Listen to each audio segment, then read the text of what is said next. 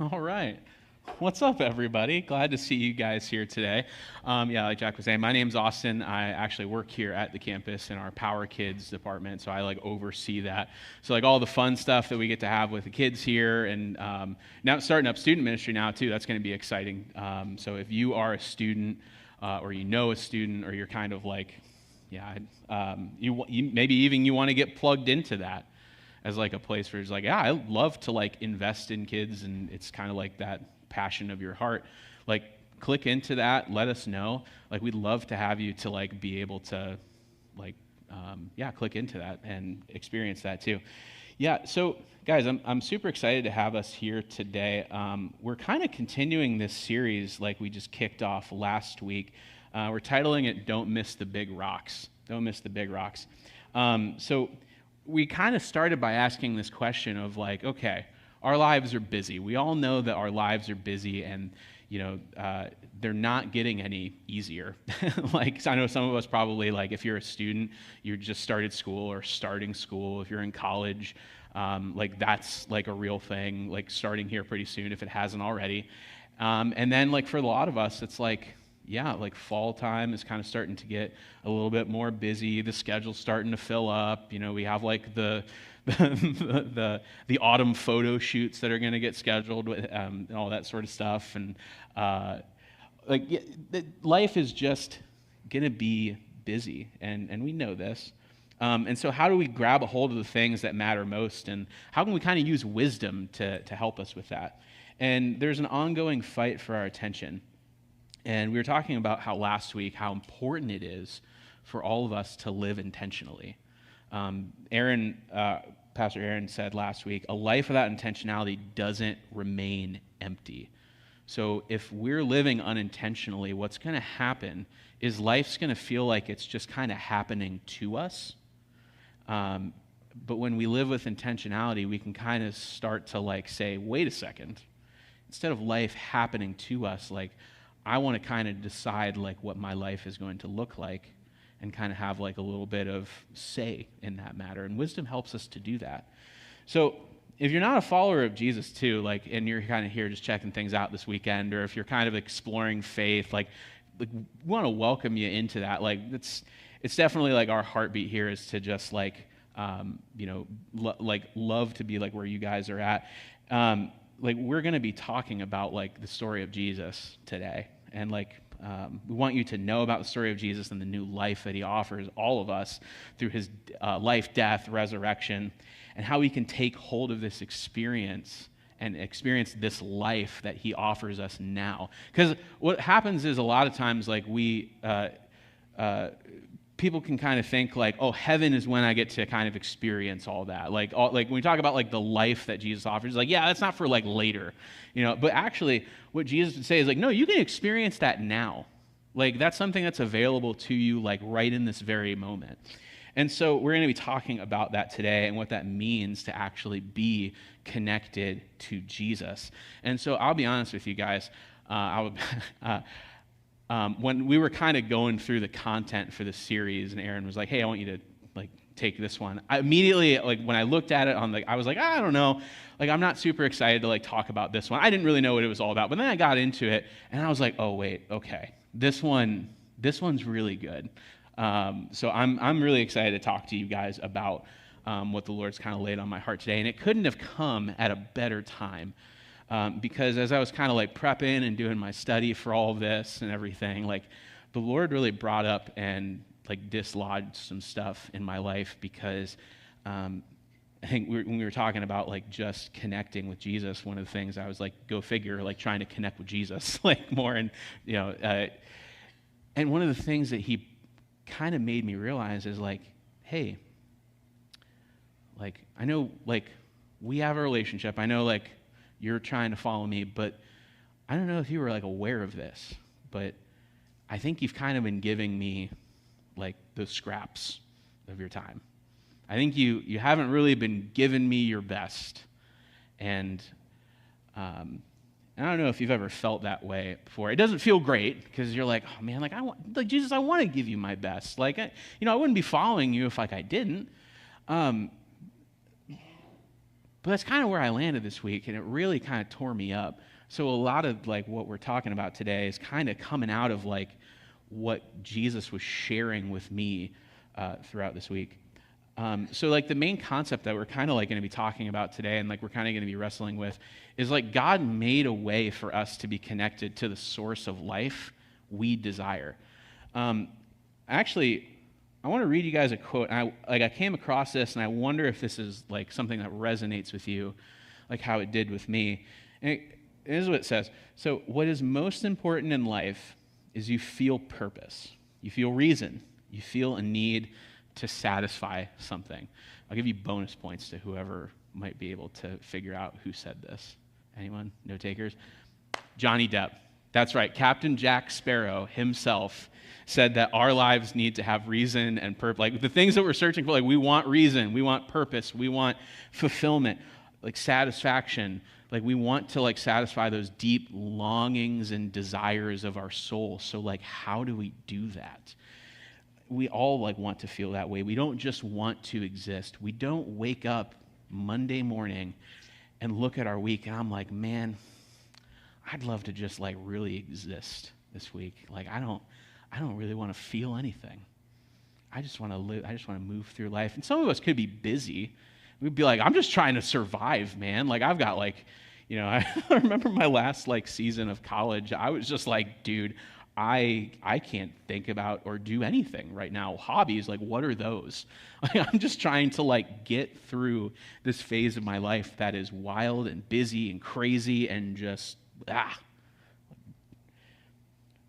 But all of us feel this tension that, like I said, life is busy and messy, and if we're not careful, it might feel like we're going somewhere that like rarely takes us to the place that we want to go. Like if you put your life on autopilot and like you check out for a little while and you check back in, your life is probably like, I was just over here. How did I get over here? I just left for like 5 minutes.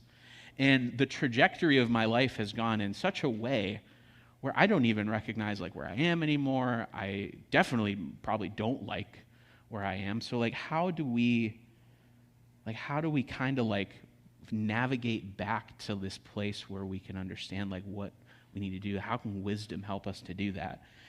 And so what's the wisdom that God would give us to like lead us back into like what it means to living a fulfilled life? So if you have a Bible, I just encourage you guys to open it. We're going to be in John 15 today. We're going to be in John 15, actually looking at verses like 5 through 6. And if you don't have a Bible, there's actually one underneath the chair in front of you. You can go ahead and grab that. You can write your name in there. Like let that be our gift to you, just for like kind of coming and saying, hanging out with us today. Yeah, we're going to be in John 15, and this is one of my favorite parts of the Bible, actually. You'll find, like, me and technology don't really get along very well. That's fine. It's a love-hate relationship. It's definitely, I'm one of the people who, if you give me a piece of technology and you're like, that dude probably knows how that works because he's young and, he's with it and everything. I'm like, no, that's not how it is. Just how funny it, like, people think like just because you're young you know how to just use technology. Okay, sorry, sidebar. All right, so in John, this is Jesus talking, and then what is actually really important, Jesus is talking to his disciples here. He is talking to his disciples, and this is like hours before Jesus is going to be handed over to like the authorities and eventually just be executed, be crucified. And so this is hours before this happens. So he's with his boys and he's telling them like the stuff that he's saying, it's like the most important stuff. So this is what he says in verse 5. So yes, I am the vine, you are the branches. Those who remain in me and I in them will produce much fruit. For apart from me, you can do nothing. Anyone who does not remain in me is thrown away like a useless branch and withers. Such branches are gathered into a pile and burned. So, I want you guys to catch a couple things here, because one of the things that Jesus does is something that's really simple, but it's really profound. at the same time. So when he says, you're in whatever version of the Bible you're looking at, it could either say like remain, like that word he uses, or it could say like abide. So that word is super important to like what Jesus is kind of getting at here. So when he's talking about like what it means to remain or what it means to abide in him, what he's saying is it has like this connotation of like to make your home in like somewhere. So like what Jesus is saying is like, I want you to make your home in me. And what that means is like if you would go to like anyone's house, like if I went to your house, like there's going to be things like in your house that are going to be like distinctly you, right? If you go to my house, literally the first thing that you would notice when you walk in the door is you would see my crazy coffee setup. Like I have this big old honkin' espresso machine. I have like all the grinders that if you go to like one of like the amazing cafes and stuff, like you'll see those. I have like coffee toys out the wazoo. So you would walk into my place and you would know like this dude loves his coffee, and I do. And actually, if you weren't aware, it's one of the greatest Christian virtues of like being able to like really brew a good cup of coffee. Like as a follower of Jesus, like if like one of the things that you should do is like learn how to like make a pour over. I'm just kidding. That's not at all true. Sometimes I wish it was, but that way I'd have someone to talk to about it.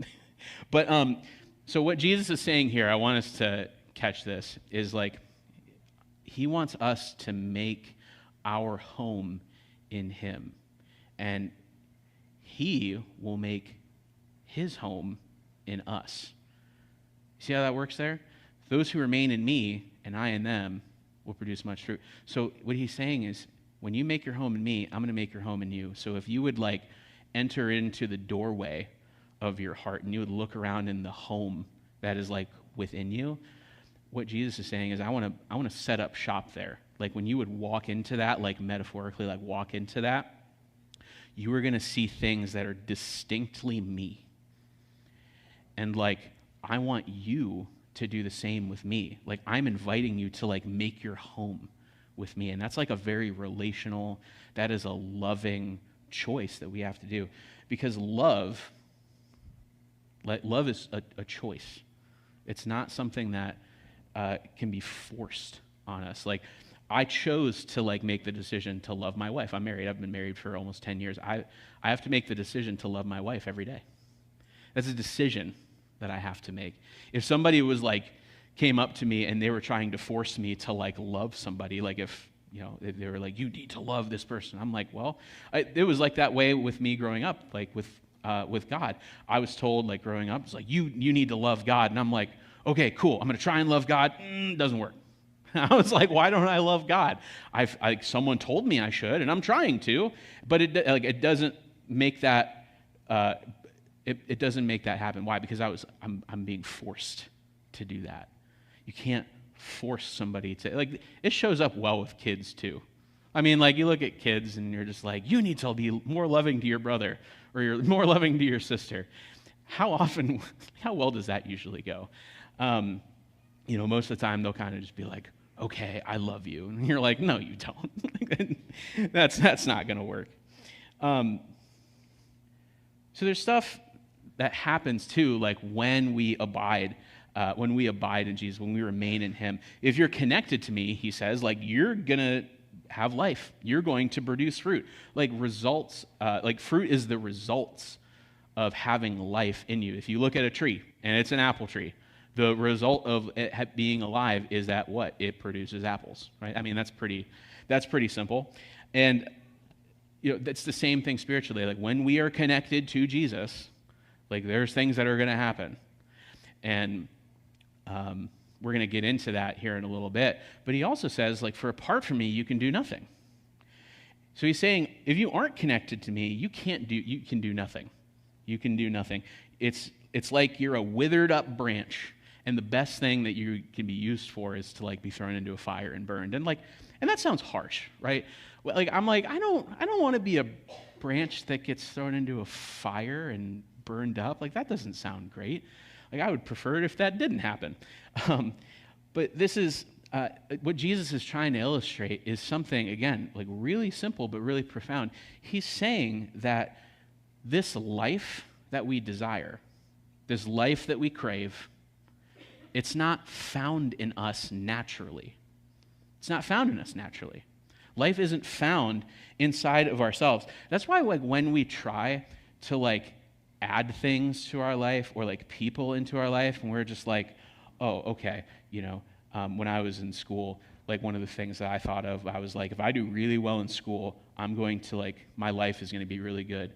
I was never good in school, so that wasn't going to happen. But even when I did, I got straight C's. But when I did do all right in school, it still was like, yeah, there was still like, oh, you can do better. Or I felt like, oh, yeah, there could be something better. Like, so I looked at sports, and I was like, all right, well, what does sports look like? I was really good at baseball, so I like tried really, really hard to be like good at sports. Baseball, literally, there was always something that I was like, man, I'm not good at this. I'm not good at this, and it's like not leading me. I'm not feeling the satisfaction I thought I would.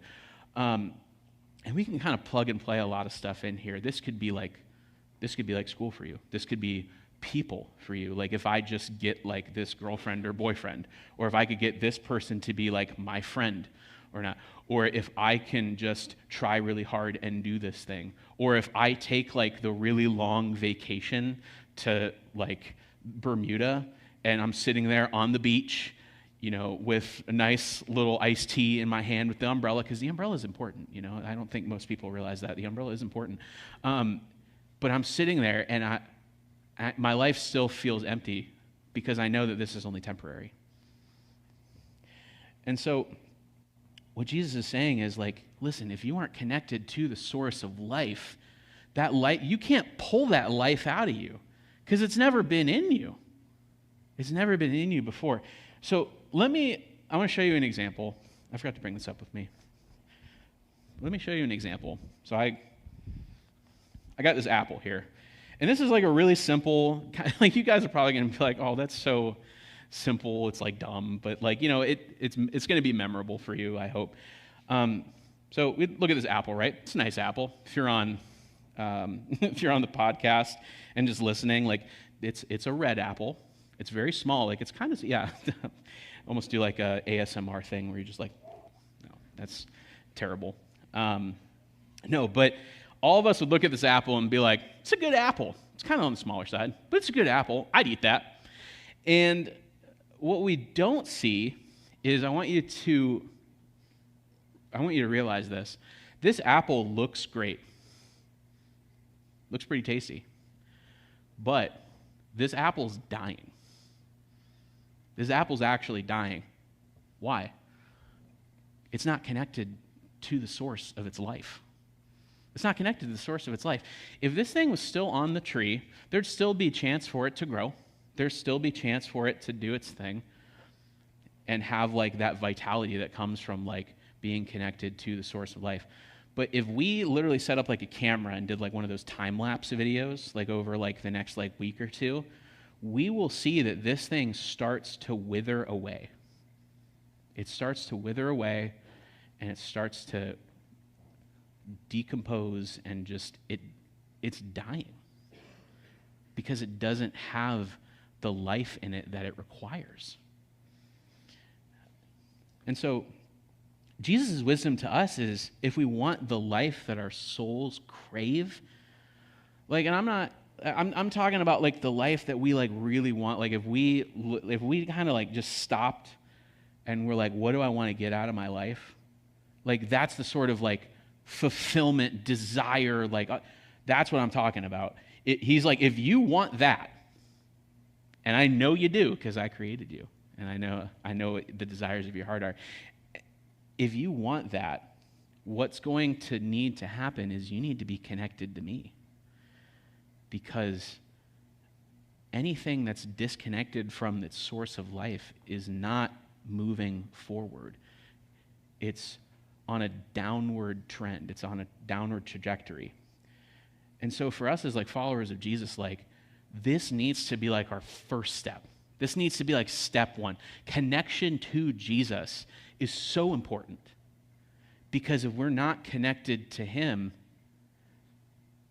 we are not tied into that source of life that is helping us to grow and become more like Jesus. And let me tell you guys this. Like, one of the issues that we all face, everybody in here faces, is this fundamental problem that our first barrier to connecting with God is because of our sin. Our sin fights against God. It separates us from him. And all of us left to our own devices, like, we naturally do not walk towards God. The Bible's like actually really clear that like none of us desire to actually like walk in the direction that God is in. What our actual heart desire is to walk away from God. Is to walk away from God because our heart is selfish. Like, we want what we want, and we want it when we want it, and we don't care what it's going to take to get it. And our desire is not to God. It's away from God. That's why God doesn't send anyone to hell, because hell is just a final trajectory of like our heart posture.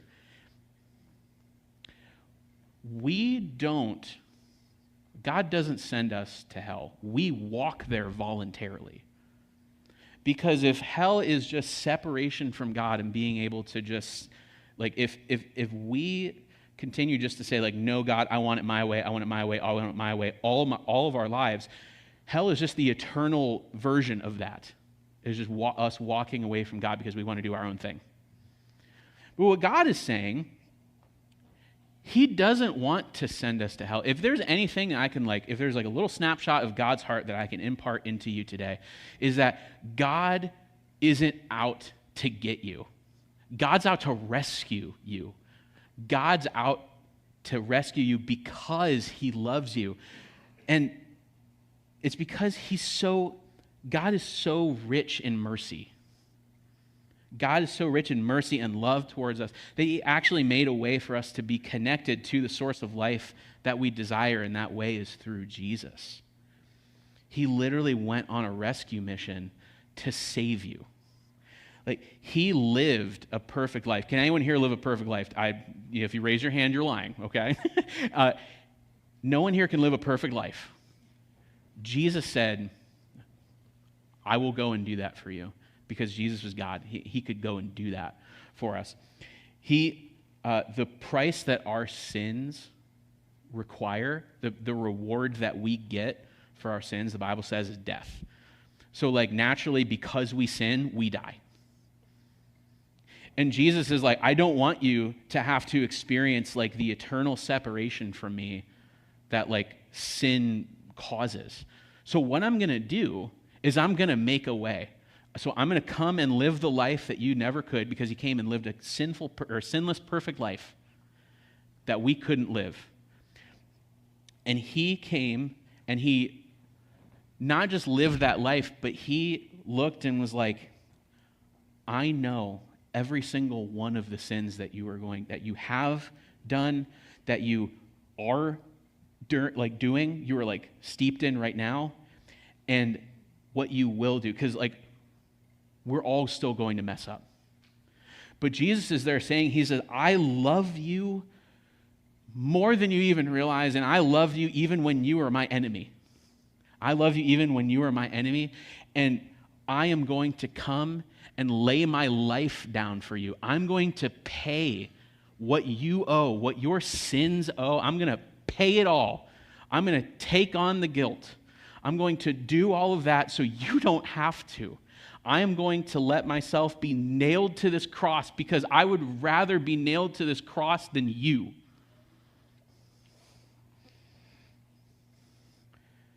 And he did that for us. He did that for every one of us.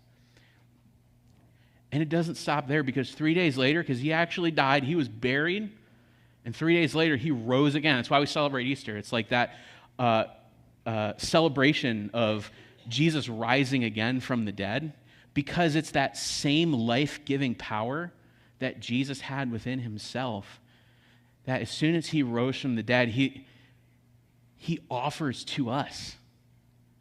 He offers to every one of us. He's like, guys, you're going to want some of this. Like, let me tell you, I know what you want, and you want this. You want this. And like I said, this is the same life that he offers to you and me, and it's available right now. It's available right now. And so when he says that he's not, when he says, apart from me, you can do nothing, he's not trying to be harsh. He's being clear. He's saying life isn't found inside of ourselves. It's found in me, and I'm giving it to you, free of charge. All we have to do is believe and trust in him and everything that he has done, and choose to embrace that life that he's offering us, and not walk in the way that we are. Because if this is our normal trajectory, what Jesus is saying is, I want to invade your heart. I want to get inside, and I want to change your heart trajectory from here to here. So you're not walking this way anymore. You're not walking in dissatisfaction. You're not walking in ultimately the way that leads to death. What I want to do is I want to change that trajectory, and I want to have you pointed this way, towards walking towards me, and ultimately into the life that you want, that you've always desired, that I want actually more than you do for yourself. Because if we would map out a plan of our lives and give it to God, he'd be like, that's cute. Like, I can see what you're doing there. Like, that's awesome. And he would, like, of course, like he wants, like, he wants us to, like, be able to, like, have things, like, come to him and be like, God, I would love it if we could do this. And it's like, that's great. But his plans would blow ours out of the water. Like, unimaginable life is there for you for the taking. And that's what Jesus is offering all of us. And what this might look like for you, because I know that there's some of us here, we could probably be in like a couple camps. Like what this might look like for you is choosing to embrace Jesus and the gift that he's offered us, that gift of life that he's offered. Because maybe we're kind of sitting here together and you're making this realization of, like, I don't know if I actually embrace this life that he's talking about. I don't know if I ever actually kind of made that decision to, like, choose to want to be connected to Jesus. And let me just say, like, I've been walking with Jesus for, like, quite a while now. I didn't grow up knowing Jesus, so I know what it's like to try and, like, throw all of the things into the empty pit of your life and, like, always come up empty and dissatisfied and, like, kind of wanting just, like, nothing to do with anything else, because I'm like, I feel like there's just no point in anything. So I know what that's like.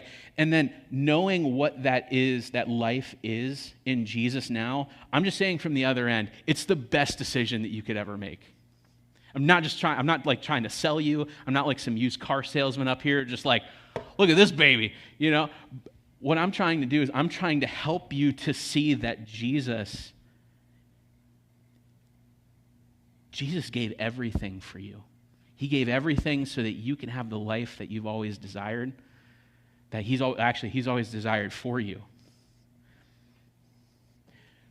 So some of us, it might look like choosing to embrace Jesus and the gift that he's offering. Some of us, it might be recognizing that somewhere we chose to check out. Like, we might have been following Jesus for a while. So it kind of like me. We might have checked out for like a minute or even a while. And what Jesus is like, I want to invite you back into that. I want to invite you back into this connection. He's not looking at you. He's not looking at me. He's not shaming us. But what he's doing is like, you need to know there's nothing for you disconnected from me.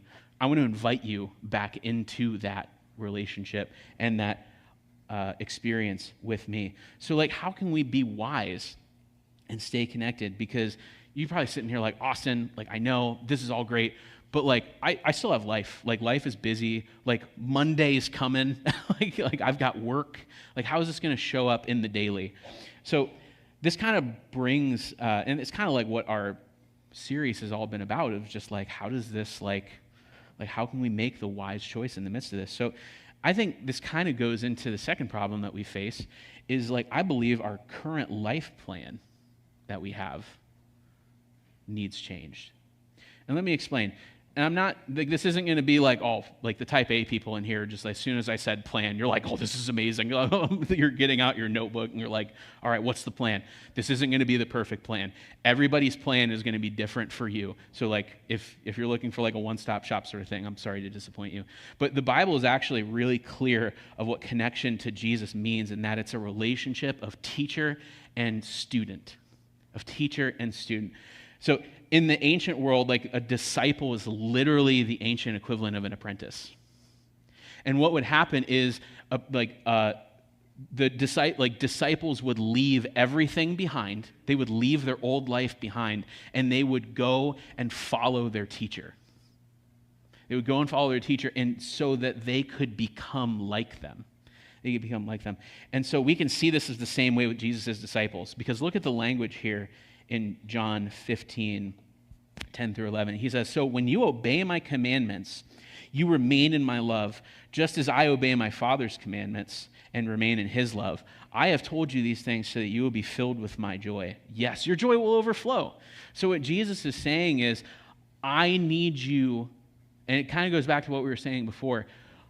I need, like, for you to embrace me, to be connected to me, you cannot walk this way. It's impossible. Like, I'm calling you out of this way. I need you to leave your old life behind. I need you to leave these things behind so you can come and follow my way. Learn from me. Like, live under me. Apprentice under me. And learn from me in that way. And I kind of see like this pattern, like I noticed.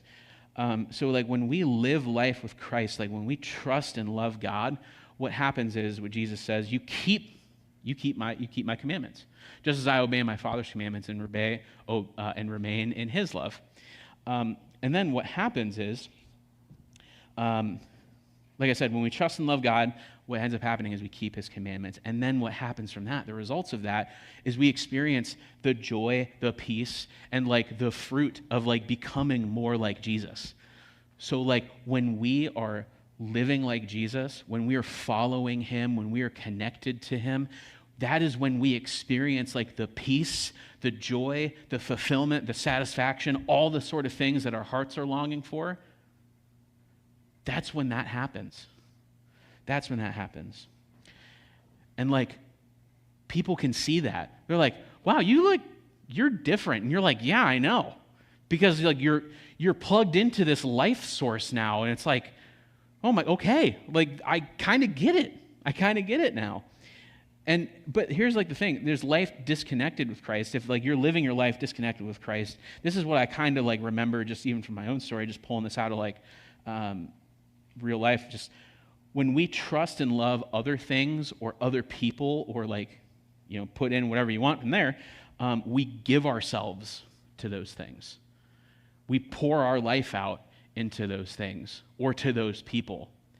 And what ends up happening is we wither away and we become dissatisfied because life isn't found in those other things. Life isn't found in those people either. So we're not connected to any source, and no source is kind of giving us that life, they're pouring that life back into us. And let me just explain this, like connection doesn't work if the math is just trying to add Jesus already to our stressed out, busy, messy, want to like punch our boss in the head sort of life.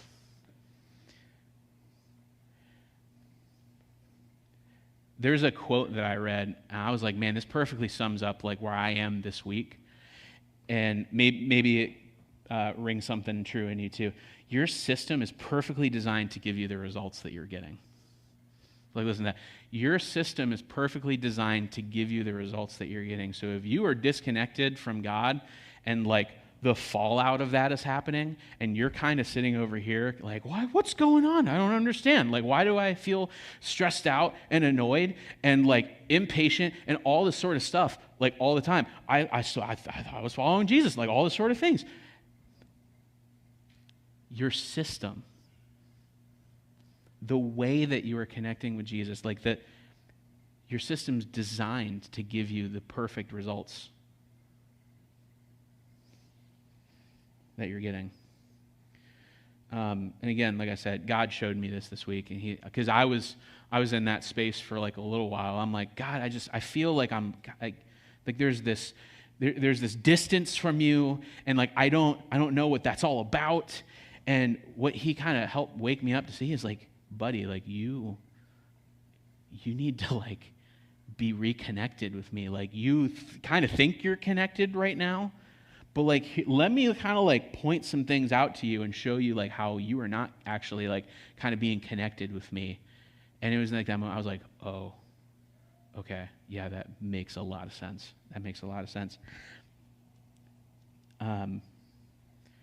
Because I mean, I kind of phrased it this way: a relationship without intentionality withers away.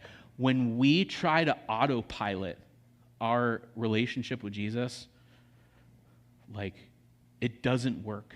When we are not intentional about putting Jesus first in our lives, giving Jesus our best in our lives, like, that doesn't happen by osmosis. Things are just going to come in, life is going to happen, and it is going to steal your best. And God is saying, I gave you my best. I want to give you my best, and I will always give you my best. I would love it if you gave me your best. Because he's worthy of it. Frankly, he deserves it. And this doesn't mean that, like, giving our best, like, it doesn't mean like, okay, so Austin, you're saying I have to like go shave my head and be a monk. And I'm like, nope, that's not what I'm saying. And it could mean rearranging and getting rid of some stuff in our lives, reprioritizing some stuff like Aaron talked about last week. It's like looking at what are the big rocks in your life and kind of just being like, God needs to be my biggest rock, and putting that in first and making the time to do that. And before you kind of like do anything else, maybe that's what needs to happen. And I also realized too, like, our best looks very different in different seasons. So you're like, dude, I just started college. Or if you're a student, like, I just started school. If you're a parent, like, I just had a kid for the first time. Like, my best kind of looks like this. But God's like, I don't care how big or small your best is. It's kind of just a quality over quantity situation. I don't care if you give me like an hour in the Bible every morning or if it's like 5 minutes on the road. If that is truly and honestly your best, will you be willing to give that to me? You see how that's like different? Because I think for us, like, we always try and run to the old, like, well, I just need to read my Bible more and I need to pray more and do all the sort of things and get plugged in and serving, and I should probably, like, help an old lady across the street too once in a while. But that's not what Jesus is saying. That's not like what he wants. What God wants is that quality over quantity. I'm kind of like going to wrap some things up. I want you guys to listen to this. It's another quote. It's actually from this guy. His name's Brother Lawrence. And he's a 15th century monk, and he wrote this, basically it's like a pamphlet. It's like an hour-long read. Like, you should totally read it if you have never heard of it before. I really encourage it. But it's called The Practice of the Presence of God. And so basically he was like, I found the secret kind of to like what it means to living with God always in your presence. And listen to what he says.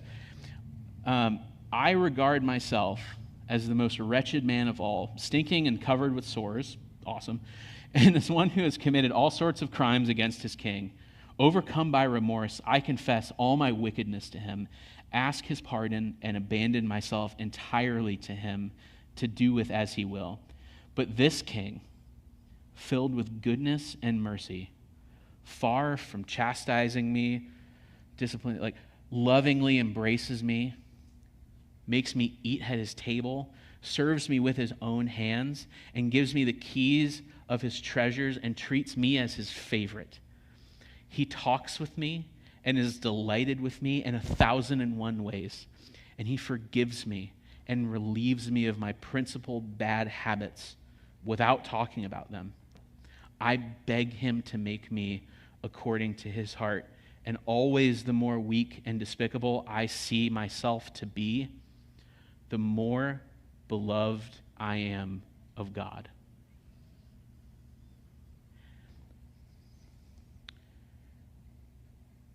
Guys, he feels this way about every single one of us. Brother Lawrence would be like echoing, like, I know how I see myself. I know the places I fall short. I know. But God sees me so differently. God gives me his best consistently. He is the greatest friend I could ever have. Here is this king who has given me everything to love me. And like Aaron said last week, like I said, this isn't about making the perfect plan, but this week, here's what I want us to wrestle with.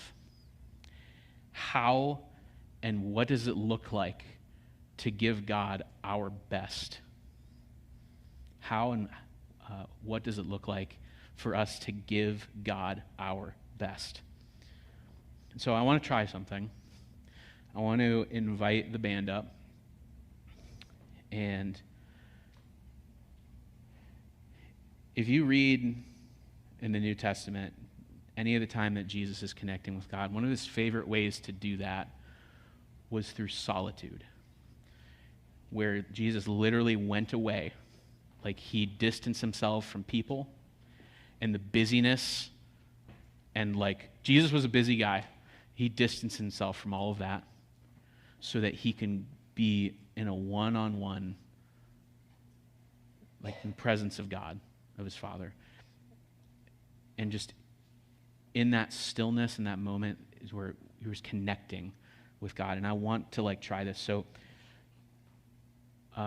I just want us to like, whether that's like closing your eyes or just, whatever. I want us to kind of sit in this solitude because God is with us right now. He is with each and every one of us. And maybe you're like me. You're like, I need to just like unplug from the busyness. I need to like, I need to do this, and I like to be able to connect with God in this way. So I want us to like take some time. It's just a minute, and then our band's going to lead us in some worship. I'll pray us out, and they'll lead us in some worship after that time. But just right now, why don't we, wherever we're at, let's just be still and be in God's presence for this minute.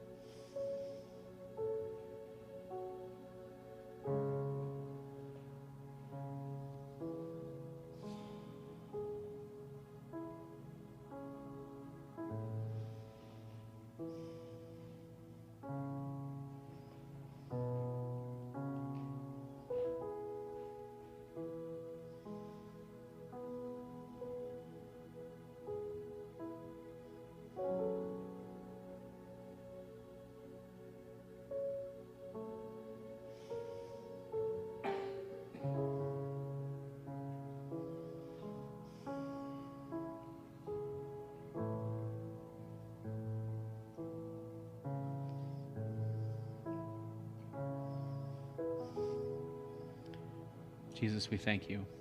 We just, we thank you for meeting in this place, for meeting us in this place, and just the knowledge and understanding that you desire more for our lives than we do. And Lord, the beat of your heart is loving us, and you just invite us into that. And I pray that as we just sit in this stillness with you in this moment, we just share together of just being in your presence, that you would just meet us there as well, that you would help to reveal even any of those things that we might need to like change, to get rid of, if that means like to connect with you greater, if that means to give you our best.